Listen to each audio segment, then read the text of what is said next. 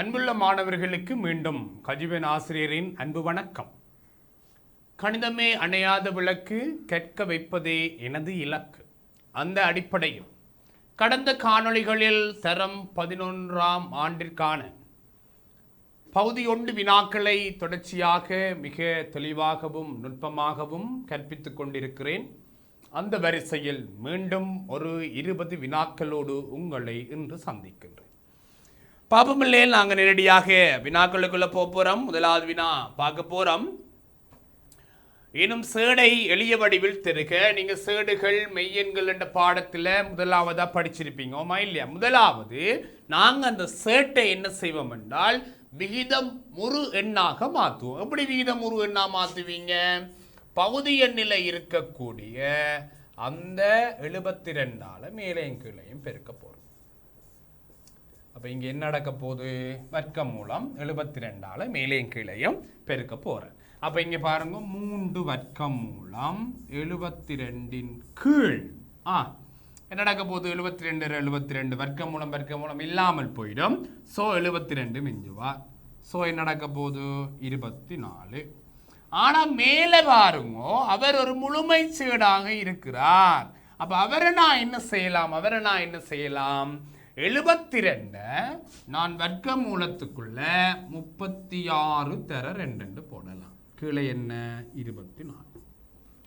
அப்ப இந்த 36 வெளியில 6 சேடு 2 கீழ் 24.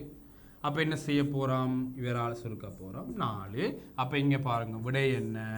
2 கீழ் 4. ஸோ வர்க்கமூலம் 2 கீழ் 4 என்பதுதான் விடையாக இருப்பார். அப்ப சேடுகளை பொறுத்த வரைக்கும் விகிதம் முறு பகுதி எண் கொண்ட சேடாக கொடுக்க வேணும். ஆவே நான் விகிதம் முறு எண்ணாக மாத்திரத்துக்கு வர்க்கமூலம் என்ன இருக்கிறார், அவரால் மேலையும் கீழையும் பெருக்கிறார். பெருக்கேக்கில் என்ன பார்க்கிறேன்? 3 வர்க்கமூலம் 72. அப்ப கீழே 72 வர்க்கமூலம் 2 பெருக்குப்படைக வர்க்கமூலம் இல்லாமல் போயிடும். அவை 72. அப்ப 3ஆல பிரிச்சா 24. மேல பார்க்கிறேன், அது ஒரு முழுமை சேடு. எளிய சேடாக மாத்தலாம். என்னென்னு மாத்தலாம்? 36 2 போட்டீங்கன்னா 6 வர்க்கமூலம் 2. ஸோ அந்த 6 24 சுருக்கும் 4 மேல் வர்க்கமூலம் 2 என்பது விடையாக இருக்கிறார். சரியா? ரைட். அடுத்தது போ. பொது வீதம் 2 ஆகவும் 5ஆம் உறுப்பு 48 ஆகவும் உள்ள பெருக்கல் விருத்தி 1 முதலாம் உறுப்பு யாது? அப்ப எங்கள்கிட்ட என்ன சொல்லலாம்? நாங்கள் AR என் செய்ய ஒன்றுதான் TNக்கான சூத்திரம். அப்ப நான் என்ன சொல்ல போறேன்? நீங்க 5ஆம் உறுப்பு என்று சொன்னால் நாங்கள் AR சார்பில் எழுதி கொள்ளலாம். AR இன் 4 எல்லாம் படிச்சிட்டோம். AR இன் 4 சமன் 48. அப்ப இதுல பொது விகிதம் என்னவாம்? 2. ஆகவே என்ன சொல்லலாம்? ஏக்கு பதிலா நான் A தர 2 4ஆம் அடுக்கின் சமன் 48. இப்ப இங்க 6 தானே 2. ஸோ என்ன செய்யலாம்? நாங்கள் 6க்கு பதிலாக 2 பிரதியீடு செய்யலாம். அப்ப A சமன் 48 கீழ் இவர் 16. 2 4 16. ஸோ A சமன் என்ன பிள்ளைகள்? 3. அப்ப எங்களுக்கு கூட்டல் விருத்தியை நாங்கள் AD சார்பில் எழுதுற மாதிரி பெருக்கல் விருத்தி என்னென்று எழுதி கொள்ளலாம்? AR சார்பில் எழுதி கொள்ளலாம். அப்ப AR சார்பில் எழுதினோம் என்றால் 5ஆம் உறுப்பு என்று சொன்னால் AR இன் 4. அதில் 6 பெருமானம் தந்திருக்கிறார் தானே 2. ஸோ கொண்டே பிரதியீடு செய்யலாம். நாங்களே கண்டுபிடிக்கிறோம். முதல் 3 உறுப்புகளையும் தெருக. அப்போ முதல் உறுப்பு 3, பொது விகிதம் 2 3 6 6 12. ஸோ இதுதான் முதல் 3 உறுப்புகள். ஏன் பொது விகிதத்தால் என்ன செயல்பட்டு கொண்டு போவார்? பெருக்கப்பட்டு கொண்டு போவார் என்ன? ஸோ 3 6 6 12 என்பது முதல் 3 உறுப்புகளாகவும் இருப்பார். சரியா பிள்ளைகள்? சரி, அடுத்ததுக்கு போவோம். உருவில் வட்டத்தின் சுற்றளவு 24 பை சென்டிமீட்டர், பெருவில் ஏபியின் நீளம் 18 பை எனின் சிறுவில்லின் ஆரைச்சிறை கோணம் AOBயை காணலாம். அப்ப நான் இவரை எக்ஸ் என்று வைக்கிறேன். பிள்ளைகள், உங்களுக்கு தெரியும் வட்டம் ஒன்றின் சுற்றளவு ஆரைச்சிறை ஒன்றின் சுற்றளவு கோணத்திற்கு நேர்விகித சமன். கோணம் ஆரைச்சிறை கோணம் கூட கூட அந்த வில்லிண்ட நீளம் என்ன செய்யும்? வில்லிண்ட நீளம் கூடிக்கொண்டு போம். இப்போ 30 பாகையிட வில்லிட நீளம் 40 சென்டிமீட்டர், 60 பாகை வில்லிட நீளம் 80 சென்டிமீட்டராக தான் இருக்கும். சம ஆரைகள் உள்ள போது, அப்படியே சம ஆரைகள் உள்ள போது, அப்ப கோணம் கூட கூட வில்லின் நீளம் கூடும். அப்ப கோணம் வில்லின் நீளத்துக்கு ஆரைச்சிறைக்கு நேர்விகித சமன். அப்ப என்ன சொல்ல போறேன்னா, இவ்வளவும் மொத்தமா சுற்றளவு 24 பை. 24 பை. அதில் எவ்வளவும் 18 பை போட்டுதென்றால் இவர் 6 பை.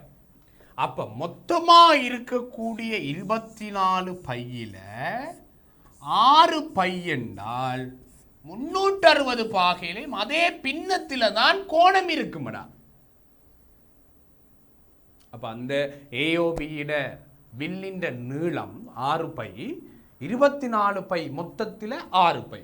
அப்ப தர 360 பாகை. அப்ப இங்க பாருங்க 4 சுருக்கினம் என்றால் 90 பாகை.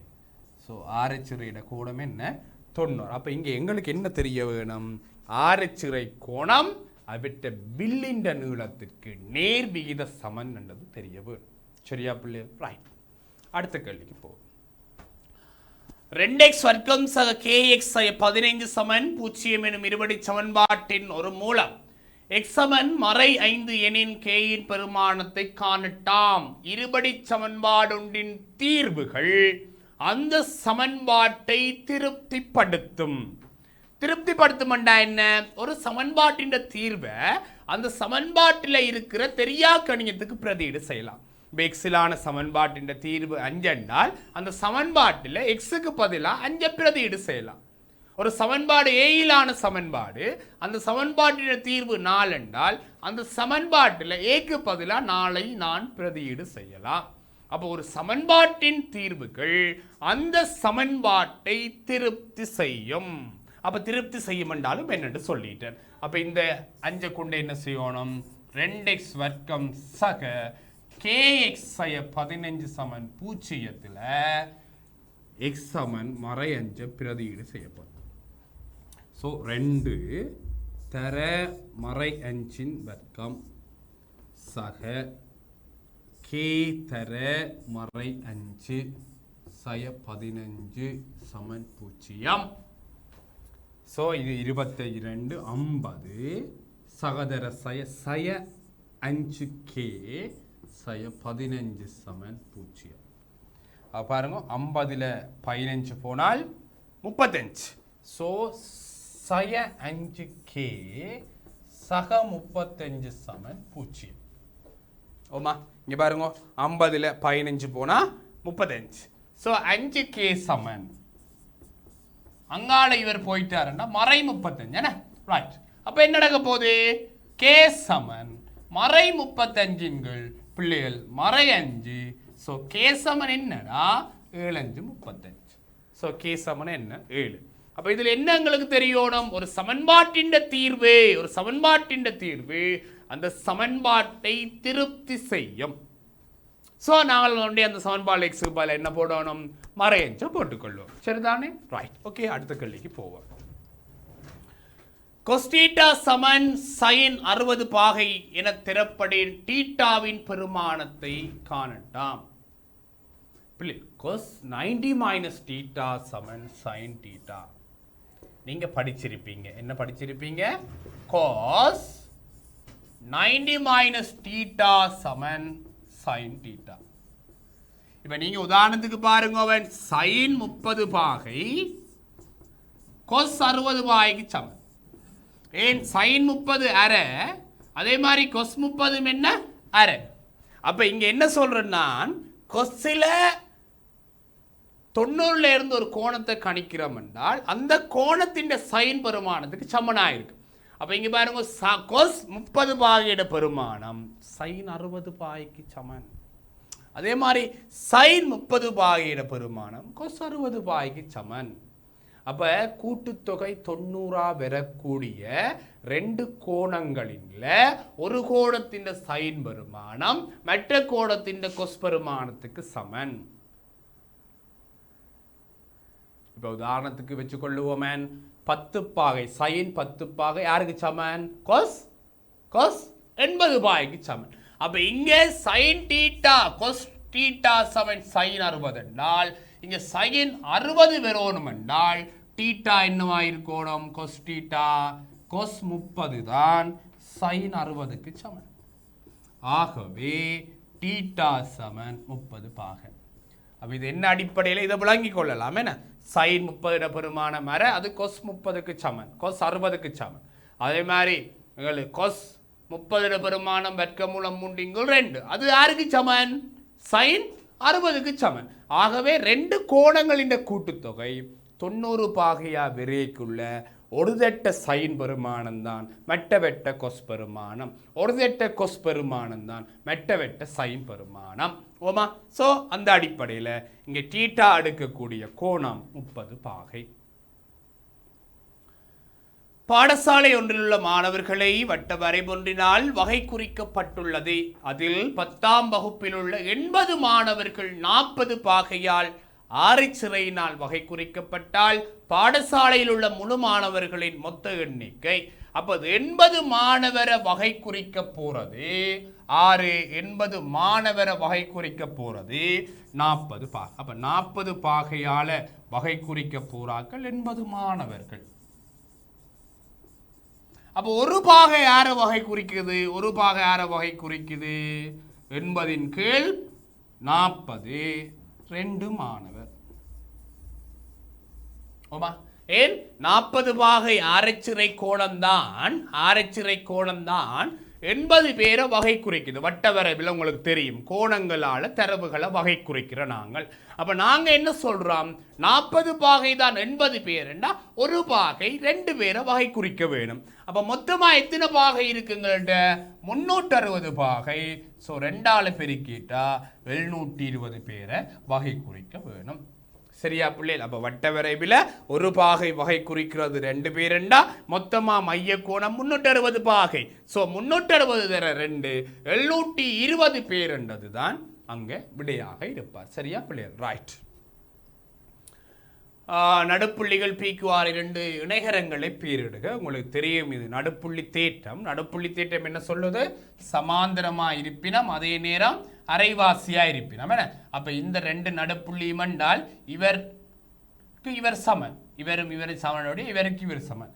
அப்ப ஆர் இணைகரம் PRQB ஓர் இணைகரம், PRQB இணைகரம். அதே மாதிரி யாரு QCRP இணைகரம், QCRP இணைகரம். இந்த பக்கத்தால பாத்தீங்கன்னா இவர் நடுப்புள்ளி என்றால் இவர் சமன் இவர், அதே நேரம் சமாந்தரம். அப்ப ARQP ARQP. அதே மாதிரி இஞ்சால பாத்தீங்கன்னா PRQB PRQB. ஸோ நிறைய இணைகரங்கள் எழுதலாமே. அப்போ இதில் எங்களுக்கு என்ன தேவை, நடுப்புள்ளி தேட்டம் முக்கோணி ஒன்றின 2 பக்கங்களின் நடுப்புள்ளிகளை இணைக்குவார நேர்கோடு 3ஆம் பக்கத்திற்கு சமாந்தரமாகவும் அவருடைய அரை மடங்காகவும் இருப்பார். ஓமா பிள்ளைகள் எப்படி இருப்பார், அவட்ட அரை மடங்காகவும் இருப்பார். ஓமா இல்லையா, விளங்கிட்டா? சரி, அப்போ நாங்கள் என்ன செய்ய போகிறோம், இதில் இணைகரங்களை சொல்லட்டா. அப்போ இணைகரம் எங்களுக்கு என்னென்னு தெரியும், ஒரு சோடி எதிர்ப்பக்கம் சமணம் சமாந்தரமாக உள்ள நாற்பக்கள் இணைகரம் என்று நாங்கள் சொல்லலாம். அந்த அடிப்படையில் நாங்கள் சொல்லிக்கல ஆரை சொல்லிக்கொள்ளலாம் 6 வகையான இணைகரங்களை நாங்கள் இதில் கழிச்சு கொள்ளலாம். சரியா பிள்ளை? அடுத்த கேள்விக்கு போவோம். 3 சென்டிமீட்டர் ஒரு கால்வட்டமாகும். அப்போ ஒரு கால்வட்டமாம் பிள்ளைகள் 3 சென்டிமீட்டர் ஆரையாம், 3 சென்டிமீட்டர் ஆரை. இவர் ஓவாம், இவர் ஏயாம், இவர் பியாம். இவர் ஏ இவர் பி. அப்ப என்ன சொல்லட்டாம், OA, OB. அப்ப 2 நேர்கோடுகள்ல இருந்து சமதூரத்தில் அசைகிற புள்ளின்ற ஒழுக்கண்டால் என்ன, அந்த கோணத்தின் இருசம கூறாக்கி. அப்ப 2 சமாந்தரமற்ற நேர்கோடுகளில் இருந்து சமதூரத்தில் அசையும் புள்ளியின் ஒழுக்கண்டது அந்த நேர்கோடுகளுக்கு இடைப்பட்ட கோணத்தின் இருசம கூறாக்கி. அப்போ நான் என்ன செய்வேன், இதில் ஒரு வில்லக்கூறி இருசம கூறாக்கி கீற போகிறேன். So right. அடுத்து என்னவாம் 3 சென்டிமீட்டர். அப்போ 3 சென்டிமீட்டர்னா இதெல்லாம் மேரே தானே. ஸோ இதுதான் என்னவா இருக்கும், அந்த எக்ஸ் என்ற புள்ளியாக இருக்கும். இவர் 3 சென்டிமீட்டர் ஆனே ஆரையாக இருக்க போறாரு. ஸோ இவரில் 3 சென்டிமீட்டர்னா பரிதியில் அமைய போறார். இருசமகூராக்கி என்ற அந்த இருசமகூராக்கியும் பரிதியும் சந்திக்கிற புள்ளி தான் எக்ஸிட் அமைவிடமாக இருப்பார். சரியா புள்ளி? ரைட். ஓவை மையமாகவும் 14 சென்டிமீட்டர் ஆரையும் ஆரைச்சிறை கோணம் 45ஐயும் கொண்ட ஆரைச்சிறையின் வில்லின் நீளத்தை காணட்டா. அப்ப இங்க பாருங்க 45 பாகை ஆரைச்சிறை கோணம். ஆரை எவ்வளவு? 14 சென்டிமீட்டர். அப்ப நாங்க என்னத்தை காணட்டாம்? வில்லின் நீளத்தை காணட்டாம். அப்ப வில்லின் நீளத்துக்கு என்ன சூத்திரம்? 360 பாகையின் மேல் தீட்டா. தீட்டா என்றது என்ன? கோணம் 45 பாகை தர 2πr. அப்ப என்ன சொல்ல போறேன்? 1/8. சோ 1/8 தர 2 தர 22/7. ஆறு என்ன பிள்ளைகள்? 14. சில பேர் 2r போடுவீங்க. 2r தேவையில்லை, அது சுற்றளவு சொன்னா தான் 2r போடும். அப்ப இங்க என்ன? வில்லின் நீளம் மட்டும்தான் கேட்கிறார். சோ 360 மேல் தீட்டா தர 2πr தான் வில்லிட நீளம். ஸோ பிரதியிட்டு இருக்கிற குழந்தைகள் 4 திரும்பி 11 2ஆல் சுருக்கினா 2 7 2 இந்த 2 வெட்டினால் மிஞ்சுறவர் 11 சென்டிமீட்டர். அப்போ கவனமாக பார்க்கணும். என்ன பிள்ளை? சூத்திரங்களை ஞாபகம் வச்சுக்கொள்ளணும். ஆரைச்சிறை ஒன்றின வில்லின் நீளம் 360 பாகையின் மேல் என்ன சொல்லிக்கொள்ளலாம்? என்ன சொல்லிக்கொள்ளலாம் பிள்ளைகள்? தீட்டா தர 2πr தான் சுற்றளவுக்கான அவற்றை வில்லின் நீளத்திற்கான சூத்திரமாக இருப்பார். சரியா பிள்ளை? ரைட்டா? ரைட். என சமன்பாட்டை தீர்ப்பதற்கு மாணவன் ஒருவன் அடுத்தபடியாக x2 தர a சக x3 தர a சமன் 15a என எழுதினான். ஏயிற்கு பொருத்தமான மிகச்சிறிய இலக்கம். அப்ப நாங்க இங்க x2 சக x3 சமன் 15 என்றால் அவர் என்ன செய்கிறார்? இந்த சமன்பாட்டை முழுக்க ஒரு முழுகண்ணால பெருக்கிறார். ஏன் முழுகண்ணால பெருக்கிறான்? அந்த பின்னத்தை இல்லாம செய்யத்தான் பெருக்கிறான். அப்படி பெருக்க வேணுமென்றா ஆறா இருக்க வேணுமென்றால் 2 3 பொது மடங்குகளாக இருக்கணும். அப்ப சிறிய இலக்கம் என்றால் 2 3 போமாசி. அப்ப இங்க ஏயா இருக்கக்கூடிய இலக்கம் என்ன? 6. அப்ப 6ஆல பெருக்கணும் பிள்ளைகள் பொது மடங்கால். இப்ப நான் 12ஆல பெருக்கினாலும் இந்த பகுதி எண்கள் இல்லாமல் போயிடும். ஆனா சிறிய இலக்கம் என்ன? போமாசியாக இருந்து கொள்ள வேணும். சரிதானே? அப்ப எங்களுக்கு தெரியணும் பகுதி எண்ணை இல்லாம செய்யறால் பகுதி எண்களின் போமாசியால பெருக்கணும். சிறிய இலக்கம் என்று சொன்னால் போமாசி 6ஆக இருக்கிறார். சோ ஏ இந்த பெருமானம் என்ன? 6. ஓகே. எக்ஸக y 12 2x y சமன் 9 என்ற ஒருங்கமை சமன்பாடுகளின் எக்ஸின் பெருமானத்தை காணலாம். அப்ப முதல் சொன்ன மாதிரி தான், நாங்க முதல் காணொளியில கதைச்ச மாதிரி தான், ஒன்றில் கூட்டி பார்க்க வேணும் அல்லது கழிச்சு பார்க்க வேணும். அப்ப நான் என்ன செய்யறேன்? எனக்கு எக்ஸ் தானே நேரடியா தேவை. சோ கூட்டுறன். கூட்டினால் வையும் இல்லாமல் போயிடும். சோ எக்ஸும் 2x 3x சமன் 12 9 21. சோ எக்ஸ் சமன் என்ன? 21 3 எக்ஸ் சமன். அப்ப எங்களுக்கு எது தேவை என்று நாங்க தான் பார்க்கணும். y தேவை இல்லை. சோ அங்க நேர் y, இங்க மர y. அப்ப ரெண்டையும் கூட்டிட்டால் y இல்லாமல் போயிடும். So x கிடைக்கிறார். அங்க 2x x 3x இங்கால 9 12 21. சோ x சமன் 7. ஆனா பெரிய சிக்கல் இல்லை. ரைட். சீரான கதையில் செல்லும் புகையிரதம் 20 செகண்டில் 0.8 கிலோமீட்டர் தூரம் செல்லுமாயின் அதன் கதியை மீட்டர் செகண்டில் தருக. அப்ப நாங்கள் சொன்னாங்கள் கதி சமன் தூரத்தின் கீழ் நேரம். எப்படி? கதி சமன் தூரத்தின் கீழ் நேரம். ஆர் கேட்கிறார்? கதி. ஆகவே தூரத்தின் கீழ் நேரம். தூரம் என்ன? 0.8. ஸோ 1000ஆல பெருக்கிற 800 மீட்டர். ஏன் கேட்டிருக்கிறது மீட்டர் பர் செகண்ட். விளையாடா? ஏன் கேட்டிருக்கிறது மீட்டர் பர் செகண்ட் இல்லை. அப்போ நான் மேலே மீட்டர் வச்சுக்கொள்ளணும், கீழே செகண்ட் வச்சுக்கொள்ளணும். ஸோ 0.8 கிலோமீட்டரை மீட்டர் ஆக்குறதுக்கு 1000ஆல் பெருக்கிறேன். So 800 metre. நேரம் செகண்டில் தந்திருக்கிறார் செகண்ட். ஸோ 20 4 முறை 40. ஸோ 40 மீட்டர் பெர் செகண்ட் தான் கதியாக இருக்கு. சரியா குழந்தைகள்? ரைட். ஓகே ஓகே பிள்ளைகள், 13வது கேள்வி. செங்கோண முக்கோணி ஏபிசியில். அப்ப நாங்கள் ஒரு செங்கோண முக்கோணியை கேறுவோம். என்ன செய்ய போறோம்? செங்கோண முக்கோணியை கேறுவோம். அதுல இவர் செங்கோணம் என்று தெளிவாத்தாரார், அவர் பி. என்ன? அப்ப ஏபிசி செங்கோண முக்கோணி. அதுல சொல்றார் சிஏபி தீட்டா. அடுத்து என்ன சொல்றார்? சைன் தீட்டா 5 வர்க்கமூலம் 34. சைன் தீட்டா என்றது எதிர்பக்கத்தின் கீழ் என்ன? செம்பக்கம். உங்களுக்கு தெரியும், சைன் தீட்டா சமன் எதிர்பக்கத்தின் கீழ் செம்பக்கம், கொஸ் தீட்டா சமன் அயல் பக்கத்தின் கீழ் செம்பக்கம், டான் தீட்டா சமன் எதிர்பக்கத்தின் கீழ் அயல் பக்கம். அப்ப நான் என்ன சொல்றேன், இங்க சைன் தீட்டா தந்திருக்கிறபடியினால அவர் எதிர்பக்கத்தின் கீழ் செம்பக்கம் என்று தான் கண்டுபிடிச்சிருப்பார். அப்ப இங்க செம்பக்கம் என்னவா இருக்கணும்?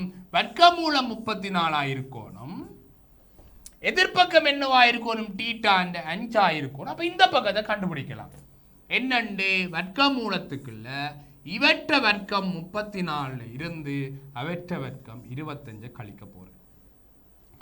ஸோ கழிச்சால் 9 குழந்தைகள். ஸோ எவ்வளவு? வர்க்கமூலம் 9 பெருமானம் எவ்வளவு? வர்க்கமூலம் 9 பெருமானம் எவ்வளவு? வர்க்கமூலம் 9 பெருமானம் எவ்வளவு? 3. ஆகவே என்னவா இருக்க போறார்? 3 சென்டிமீட்டர். அவர் கேட்கிறது என்ன குழந்தைகள்? கொஸ் தீட்டா. சோ கொஸ் தீட்டா சமன் அயல் பக்கத்தின் கீழ் செம்பக்கம். இப்ப நான் அயல் பக்கம் கண்டுதானே வச்சிருக்கிறேன் 3. சோ செம்பக்கம் ஏற்கனவே எனக்கு தந்திருக்கிறார் வர்க்கமூலம் 34. அப்ப முதலாவது திரிகோண கணிதத்தில் பாட்பண்ணில கேள்வி வந்தால் நீங்க என்ன செய்யணும்? ஒரு செங்கோண முக்கோணியை கீறுங்க. கீறி அதுல 3வது பக்கத்தை கண்டுபிடிச்சு மெட்ட விகிதத்தை கண்டுபிடிக்கலாம். சோ சைன் தீட்டா சமன் எதிர்பக்கத்தின் கீழ் செம்பக்கம், கொஸ் தீட்டா சமன் அயல் பக்கத்தின் கீழ் செம்பக்கம், டான் தீட்டா சமன் எதிர்பக்கத்தின் கீழ் அயல் பக்கம். ஓகே, ரைட்டா பிள்ளையா? ரைட். ஓகே, அடுத்த கேள்விக்கு போ. தாயம் XY இட பெருமானம். ஓகே, 2 கீழ் 3 சக 1 2 சமன் XY. ஸோ நாங்கள் அடைப்பினிக்கலாம். ஈ2 4 ஈர்3 6 கூட்டட்டாம் 1 கீழ் 2 X கீழ் Y. ஸோ 4 1 5 4 1 எவ்வளோ பிள்ளைகள்? 4 1 எவ்வளோடா? 5. ஓகே, 4 1 5 6 2 8 சமன் XY. ஸோ இங்கே 2 தாயங்கள் சமன் என்றால் ஒத்த மூலகங்கள் சமன். என்ன செய்திருக்கிறார் மிஸ்டர் ஹஜீபன்? அடைப்பி நீக்கி இருக்கிறார். ஈ2 4 ஈர்3 6 இங்கால 1 2 மூலகம். ஸோ 4 1 5 6 2 8 இங்கால யாரு? XY. ஸோ ஒத்த மூலகங்கள் சமன். X சமன் 5 Y சமன் 8. X சமன் 5 Y சமன் என்ன பிள்ளைகள்? 8. Y சமன் என்னவா? 8. ரைட்டா? ஓகே. அப்போ ஸோ தாயத்தில் நாங்கள் பார்க்குறோம். தாயங்களை பொறுத்த வரைக்கும் நீங்கள் நிறைய விஷயம் கழிச்சிருப்பீங்க படிக்கக்குள்ள.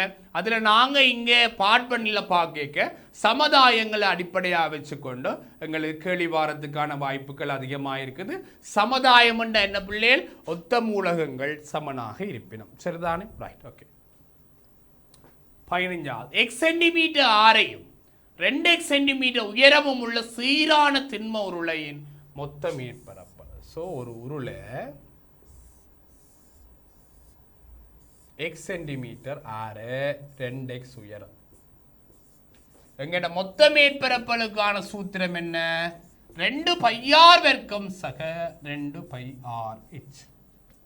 ஸோ அதில் கொண்டு ஆரைக்கும் உயரத்துக்கும் என்ன செய்ய போகிறோம்? பிரதியீடு செய்ய போகிறோம். வேற ஒன்றும் இல்லை.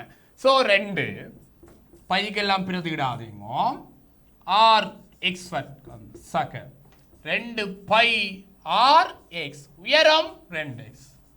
ஸோ இங்கே பாருங்க 2 பை எக்ஸ் வர்க்கம் சக ஈட்டெண்டு 4 பை எக்ஸ் வர்க்கம்.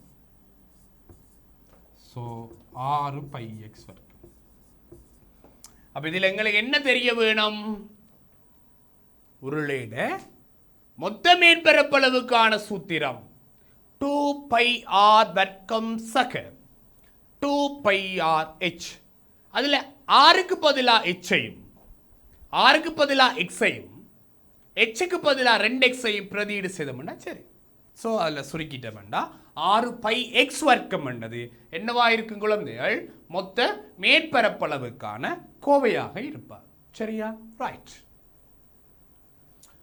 உருவில் ஓர் இணைகரம் QRT சமபக்க முக்கோணி PQ8. ஸோ இது ஒரு சமபக்க முக்கோணியாம். PQ8 QR ஆறாம். QR 6 இவர் எல்லாரும் 6, அவர் 8 இவர் 8, இவர் 6 இவர் 6. சமபக்க முக்கோணி எல்லாருமே 60 பாகை. இவர் 60 இவர் 120 பாகை, இவர் 120 இவர் 120 பாகை. என்ன அடிப்படையில்? சமபக்க முக்கோணி எல்லா பக்கமும் சமன், எல்லா கோணமும் சமன், ஒரு கோணம் 60 பாகை, இணைகரத்தின் எதிர்ப்பக்கங்கள் சமன். அந்த அடிப்படையில் நான் எல்லாத்தையும் எழுதிட்டேன். இவர் 8 இவர் 8, இவர் 60 இவர் 60 இவர் 60 இவர் 60 இவர் 120. நேர்கோட்டில் அடுத்துள்ள கோணம் இவர் 120 அவர் 120, எதிர்கோணங்கள் சமன். ஸோ நாங்கள் கேள்விக்கு போவோம். SPQ பாருங்க 120 பாக. ST இன் நீளம் ST 8 மாறும் 14 சென்டிமீட்டர். அப்ப இதுல என்ன சொல்றேன் நான்? ஒரே சமபக்க முக்கோணியின் எல்லா பக்கங்களும் சமன், ஒரு கோணம் 60 பாகை, நேர்கோடு ஒன்றில் அடுத்துள்ள கோணங்களிட கூட்டுத்தொகை 180 பாகை, இணைகரத்தின் எதிர்ப்பக்கங்கள் சமனானவை, இணைகரத்தின் எதிர்கோணங்கள் சமனானவை. இந்த விடயங்களை பயன்படுத்தித்தான் நாங்கள் என்ன செய்கிறோம்? இந்த கணக்கு அணுகிறோம். அப்போ ஒரு விஷயத்தில் பிள்ளைகள் எல்லா வகையான விடயங்களையும் அறிஞ்சு வச்சுக்கொள்ளும். கணிதத்தில் கேள்வி செய்தால் கணிதத்தை படித்தா அப்படி இருக்கணும் அறிவு. அதுக்கு என்ன என்ன என்ன அடிப்படை? முயற்சி, பயிற்சி. ஸோ நீங்கள் ஹார்ட் ஒர்க் பண்ணணும், கடுமையாக கணக்குகள் செய்து பார்க்கணும். ஒரு நாளைக்கு 5 கணக்கால் செய்யாமல் நீங்கள் நித்திர கொள்ளக்கூடாது. ஸோ அப்படி செய்து ஒன்று வந்தீங்கன்னா நீங்கள் கணிதத்தில் சூப்பராக வரலாம்லே. ஸோ நாங்கள் அடுத்த கேள்விக்கு போவோம். என்ன ஓகே போமா? ஓகே. தொடை குறிப்பீட்டு வடிவம். என்ன தொடை குறிப்பீட்டு வடிவம்? A சமன் தொடை குறிப்பீடு எக்ஸாம் எக்ஸ் முதன்மை எண், எக்ஸ் முதன்மை எண்ணா எக்ஸோட லிமிட்டும் தந்திருக்கிறார். ஒரு தொடை குறிப்பீட்டு வடிவத்தில் எக்ஸ் என்ற ஒரு மூலகம் இருக்கும். அந்த மூலகத்தின் இயல்பு சொல்லி இருப்பார், அந்த இயல்பிட எல்லை சொல்லி இருப்பார். அப்ப இங்க எக்ஸ் என்றது ஒரு மூலகம், அது அந்த எக்ஸ் என்றது ஒரு முதன்மை எண்ணா 13க்கு உட்பட்டவர். அப்ப 2 3 5 7 11. ஏன் எக்ஸ் என்றது என்ன? எக்ஸ் என்றது என்ன? ஒரு முதன்மை எண். 6க்குட்பட்ட முதன்மை எண், 13க்குட்பட்ட முதன்மை எண். ஸோ A சமன் 2 3 5 7 11. சரியா குழந்தைகள்? அப்போ ஒரு தொடை குறிப்பீட்டு வடிவத்தில் ஒரு மூலகம், அவற்றை இயல்பு, அவற்றை எல்லை, இந்த 3 தான் இருப்பார். அப்போ என்ன இயல்புன்னு பார்க்குறோம், யாருக்குள்ளே இருக்கிறாருன்னு பார்க்குறோம். ஸோ அந்த இயல்புக்குள்ள அந்த எல்லைக்குள்ளே இருக்கக்கூடிய மூலகங்களை எழுதுகிறோம். ஸோ இந்த மூலங்கள் எழுத சொன்னவர் 2 3 5 7 11. ரைட்டா பிள்ளை? சரியாடா? சரி. எக்ஸ் வர்க்கம் பை 4x 12xy வர்க்கம். போமாசியை எழுதட்டாம். போமாசியை எழுதைக்குள்ள நான் உங்களுக்கு ஷோர்ட்டா சொல்லித்தாரன். என்ன இலக்கம் இருக்குன்னு பாருங்க. 4ம் 12. ஸோ 4க்கும் 12க்கும் போமாசி 12. அடுத்து எக்ஸை எடுத்துக்கொள்வோம். எக்ஸில் யார் அடுக்கு கூடவா இருக்கிறார்? எக்ஸ் வர்க்கம். ஸோ போமாசியில் எக்ஸ் வர்க்கம். y எடுத்துக்கொள்வோம். y-ல யார் அடுக்கு கூடவா இருக்கிறார்? y வர்க்கம். ஸோ இதுதான் போமாசி. அப்போ அச்சர கணிதங்களின் போமாசியை காணக்குள்ள முதல் இலக்கத்தின் போமாசியை காணுங்கோ, பிறகு அச்சர கணிதத்தின் போமாசியை காணும். சரியா? ஓகே பிள்ளைகள். சரி, அடுத்த கேள்விக்கு போ. வட்டத்தின் தரவுகளை உபயோகித்து எக்ஸ் ஏ வையை காணட்டாம். பிள்ளைகள் இதுகள் மைய கோணம் பரிதி கோணம் அடிப்படையில் நாங்கள் செய்து கொள்ளலாம் பார்ப்போம். சரி, இங்கே பாருங்கூடா, இவர் 5A. ஸோ 5A சமன் என்ன குழந்தைகள்? 5A சமன் 360 பாக. அப்போ உடனடியாக சிமார்ட்டாக நாங்கள் கணக்கு செய்யணும். சிமார்ட் ஒர்க் முக்கியம். ஏன் 5A சமன் 360, ஏ சமன் 360 இங்கே 5A, ஏ சமன் என்ன பிள்ளைகள்? 72 பாக. அப்போ உங்களுக்கு ஒரு சந்தேகம், ஏன் 360 என்று போட்டவர்? ஏன் போட்டவர்? ஒரு புள்ளியை சுற்றியுள்ள கோணங்களின் கூட்டுத்தொகை 360 பாகை. அந்த அடிப்படையில் பிள்ளைகள் நாங்கள் 5A சமன் 360 ஏ சமன் எவ்வளோ குழந்தைகள்? 72 பாகை. ஏ 72 பாகை என்ற 2A 144 பாகை. இந்த 2A 144 வைய கண்டுபிடிக்கலாம்.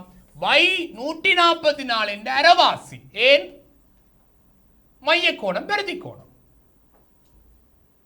மைய கோணம் பெருதி கோணம். ஓமா சரி. ஆவே என்ன சொல்றோம் நாங்கள்? இவற்றை அரைவாசி 72. இப்போ எக்ஸ் காணலாம் 108 பாகை. ஏன்? இது ஒரு வட்ட நாற்பக்கள் தானே. வையும் எக்ஸும் எத்தனைக்கு சமன்? 180க்கு சமன். வட்ட நாற்பக்கள் ஒன்றின் எதிர்கோணங்கள் மிகை நிரப்பிகள். ஸோ y 72 பாகை.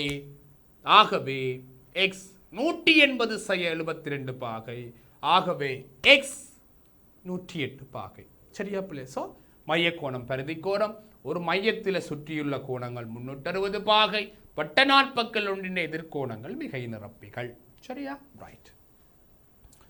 ஓகே பிள்ளைகள், இறுதி வினா. படத்தில் தரப்பட்டுள்ள தரவுகளுக்கு ஏற்ப எக்ஸ் y சட்டிட பெருமானது தொடலிகள். தொடலிகள் என்ன? தொடலிகளில் என்ன நாங்கள் பார்க்குறோம்? தொடலிகளில் என்ன பார்க்குறோம்? தொடலி யாரைக்கு செங்குத்து, ஒன்று விட்ட வட்டத்துண்ட கோணம் சமன். அதாவது தொடலிக்கும் நாணுக்கும் இடைப்பட்ட கோணமானது நான் எஞ்சிய வட்டத்துண்டத்தில் அமைக்கும் கோணத்திற்கு சமன். ஸோ ஒன்று விட்ட வட்டத்துண்ட கோணம் சமன். வெளிப்புள்ளில் இருந்து வரையப்படும் தொடலிகள் நீளத்தில் சமனானவை. அவை மையத்தில் எதிரமைக்கும் கோணங்கள் சமனானவை. தொடலிகளுக்கு இடைப்பட்ட கோணத்தை தொடலி மையத்தையும் வெளிப்புள்ளியையும் இணைக்கும் நேர்கோடு இரு சம கூறாது. சரியா? சரி, அப்போ என்ன செய்யறோம்? இங்கே பாருங்க, இவரும் சமன். ஸோ எக்ஸும் வையும் சமன். தொடலிக்கு இடைப்பட்ட கோணம், தொடலிக்கு நானுக்கும் இடைப்பட்ட கோணம் எக்ஸ். இந்த நான் இஞ்சி அமைக்கிற செட்டுக்கு சமன். ஸோ எக்ஸ் சமன் y சமன் செட். அப்போ என்ன நடக்குது? எக்ஸ் சமன் y சமன் செட். இங்கே பாருங்க, இதுதான் அந்த படம். ஓகே, இது தொடலிகள் நீளத்தில் சமன். இது 40 பாகைரா. இது எக்ஸாம்பிள்கள். இது வையா. இது செட்டா. இப்போ எக்ஸும் வையும் சமன். இது ஒரு இருசம பக்கம் கோணி. எக்ஸுக்கும் செட்டுக்கும் தொடர்பு இருக்கு. ஒன்று விட்ட வட்ட துண்ட கோணம் என்ன? தொடலிக்கும் நானுக்கும் இடைப்பட்ட கோணம் அந்த நான் பின்பெருதியில் அமைக்கும் கோணத்திற்கு சமன். ஸோ எக்ஸ் சமன் y சமன் செட். அப்போ இவர் 40, இவர் ரெண்டு பேரும் 140 பாக. ஆகவே இவர் எத்தனை பாக? 70 பாக. இவர் எத்தனை பாக? 70 பாக. ஸோ எக்ஸ் சமன் 70 பாகை, y சமன் 70 பாகை, செட் சமன் 70 பாகை. சரியா பிள்ளைகள்? ஆகவே எக்ஸ் சமன் y சமன் செட் சமன் 70 70 70 பாகை. ஆகவே அன்புள்ள குழந்தைகளை, மீண்டும் ஒரு காணொளியில் 20 வினாக்களை பற்றி தெளிவாக காட்சியிருக்கிறோம். ஆகவே இந்த 20 வினாக்களையும் நீங்கள் கல்வி தொலைக்காட்சியின் ஊடாக அல்லது கல்வி தொலைக்காட்சியின் யூடியூப் பக்கத்தின் ஊடாக நீங்கள் காணலாம். ஒரு கையில் ஒரு கொப்பியை எடுத்து வச்சுக்கொண்டு ஒவ்வொரு கணக்கை எழுதி நீங்கள் வடிவாக செய்து பார்க்க வேணும். உங்களுக்கு ஒரு தெளிவான விளக்கம், நுணுக்கமான செய்திகளையும் இந்த காணொளியில் சொல்லியிருக்கிறேன். ஆகவே இன்னும் 20 வினாக்களோட வித்தியாசமான அணுகுமுறைகளோட தொடர்ச்சியாக உங்களை சந்திக்கும் வரை விடைபெற்றுக் கொள்ளும் நான் உங்கள் அன்பின் கஜீவன் ஆசிரியர். கணிதம் மூலம் கனவுலகை வெல்வோம். தொடர்ந்து காத்திருங்கள் பிள்ளைகள், உங்கள் கனவுகள் மீட்பட. ஆசிரியர் கஜீவனுடன் கணிதம். Thank you very much. God bless you. All is well.